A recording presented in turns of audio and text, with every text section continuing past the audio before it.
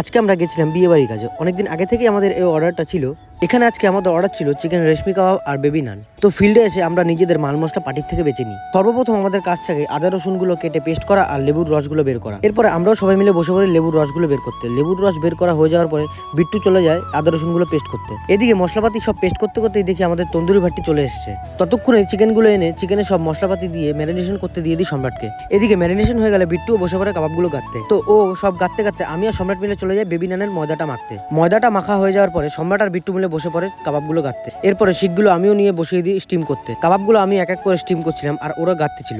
তো গাঁথতে গাঁথতে হয়ে যায় শিকগুলো শেষ, কিন্তু এক গামলা ছিল মাংস বেঁচে। তো বেশি দেরি না করে আমি আর সম্রাট মিলে চলে যাই শিক আনতে। শিকগুলো এনে তারপরে আমরা বসে পড়ি সবাই মিলে একসাথে খেতে। খাওয়া দাওয়া হয়ে যাওয়ার পরে আমরা সবাই মিলে বেবি নানের গোশটা করতে থাকি। 400 লোকের কাজ আজকে, আমাদের প্রায় 600 রুটি করতে হবে। তাই আমরা সবাই মিলে তাড়াতাড়ি করে 2 টেবিল গোছ করে ফেলি। সব গোছ হয়ে যাওয়ার পরে সম্রাটও বসে পড়ে বেবি নান করতে। এদিকে ও বেবি নান করতে থাকে, পাশাপাশি আমিও কাবাব করতে করতে একটু খেলাও দেখছিলাম।